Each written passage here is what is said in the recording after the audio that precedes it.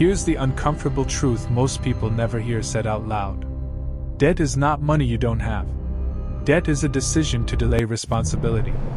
Not eliminate it. Not escape it. Just push it forward in time, and hope someone else is holding the bill when it comes due. That sounds dramatic. It isn't. It's accounting. And right now, that delay has become the foundation of how households, corporations, and entire governments operate. Which is why this matters right now, not someday. Because when responsibility is deferred long enough, it doesn't disappear. It compounds. Let's start small. Personal. Ordinary. Imagine you buy something you can't afford. A phone. A car. A lifestyle upgrade. You don't pay today. You promise future you will handle it. That's all debt is. A signed IOU between the present and the future. And for a while, it feels harmless. Even smart. Because nothing breaks immediately. You get the thing. The bill is spread out. The pain is muted. But here's the part nobody likes to say. The moment you borrow, you lock future time into servitude. A slice of tomorrow is now owned by yesterday's decision. And that trade-off is invisible until it isn't. Now zoom out. Because individuals don't just do this. Companies do it. Banks do it. Governments do it at scales so large the numbers stop feeling real. Debt is the universal tool for saying, this problem is real, but not urgent. And urgency is the only thing humans respond to. Which is why debt grows. Slowly at first. Then predictably. Then all at once. Let's talk about why the system rewards this behavior. Debt makes today look better. That's the incentive. If you're a household, debt smooths consumption. If you're a business, debt boosts growth metrics. If you're a government, debt delays political consequences. Everyone gets applause now. The cost arrives later. And later is someone else's term. Someone else's administration. Someone else's quarter. Someone else's problem. That's not a moral failure. That's a structural one. Because modern finance is built on a quiet assumption. That the future will always be richer than the present. More productive. More efficient. More capable of paying. So borrowing from it feels reasonable. But that assumption is never guaranteed. It's just assumed. Now let's make this concrete. When you borrow money, you're not just borrowing dollars. You're borrowing time and output. Future labor. Future taxes. Future profits. Debt is a claim on future productivity. Which means if productivity stalls, debt doesn't politely wait. It demands payment anyway. Interest doesn't care about excuses. That's the hidden mechanism most people miss. Interest is the enforcement arm of deferred responsibility. It ensures the future pays extra for the privilege of delay. And this is where the math gets uncomfortable. Because interest compounds even when income doesn't. That asymmetry is everything. Now zoom further out. Take governments. When a government runs a deficit, it is making the same promise individuals do, just on a national scale. We'll deal with this later. Later meaning future taxpayers. Many of whom didn't vote yet. Some of whom aren't born yet. That's not a conspiracy. It's standard policy. In the United States, total federal debt was under $1 trillion in 1980. Today, it's over $30 trillion. Not because politicians are uniquely reckless, but because the incentives reward postponement. Cut spending now? Immediate backlash. Raise taxes now? Immediate backlash. Borrow now? Applause and relief. Debt is politically painless in the present tense. Pain is grammatical. It always lives in the future tense. And that's where systems quietly rot.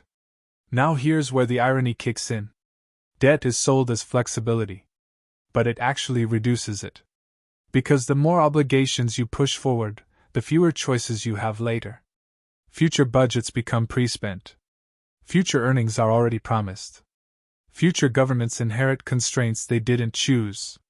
Debt narrows optionality over time. It feels expansive at first. Then claustrophobic. This is why highly indebted systems become fragile. Not because debt itself is evil, but because it leaves no margin for error.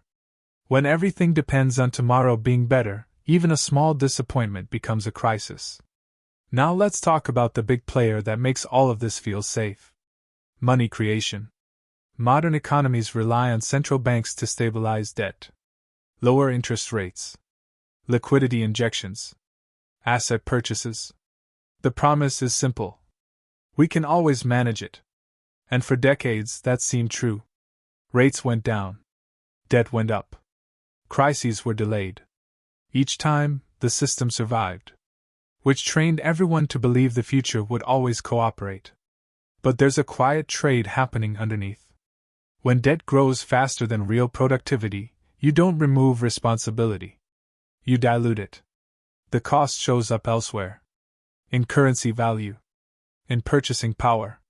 In asset inflation. In inequality. Deferred responsibility doesn't vanish. It just changes form. And this is where the story turns uncomfortable. Because debt is not just an economic tool. It's a psychological one. It allows societies to avoid saying no. No to limits. No to trade-offs. No to scarcity. Debt says yes today and whispers, "We'll figure it out. Tomorrow." But, figure it out is not a plan. It's a bet. A bet that growth will outrun obligation. Sometimes it does. Sometimes it doesn't. History is very clear on this part. Periods of excessive debt don't end in balance. They end in restructuring. Inflation. Default. Financial repression. Austerity. Different names. Same outcome. The responsibility arrives. Now contrast this with how debt is marketed. You're told debt is leverage, opportunity, optimization, and in controlled doses it can be. But the narrative never includes saturation. No one rings a bell when leverage stops being smart and starts being fatal. The transition is invisible. Right up until it isn't. That's the danger of deferred responsibility. By the time it becomes obvious, it's already too late to avoid. Now zoom all the way out. This isn't just about money. It's about how modern systems treat time. We borrow from the future to stabilize the present. Over and over. Eventually the future arrives. And it's already mortgaged. That's why younger generations feel boxed in. Not because they lack ambition, but because many of the easy choices were already spent. Debt pulled prosperity forward. And left obligations behind. This doesn't mean debt is evil. Or that borrowing should never happen. It means debt is a moral contract with time. Break it too often, and time stops trusting you. Interest rates rise. Credit tightens. Confidence cracks. And once confidence goes, math takes over. Cold. Precise. Unforgiving. Here's the quiet irony. The more sophisticated a financial system becomes, the easier it is to delay responsibility. And the harder it becomes to escape it. Complexity hides consequences. Until simplicity returns. Usually violently. So here's the real question. If debt is deferred responsibility, and responsibility always arrives eventually, who exactly is it arriving for this time? And what happens when the future finally says, "No"?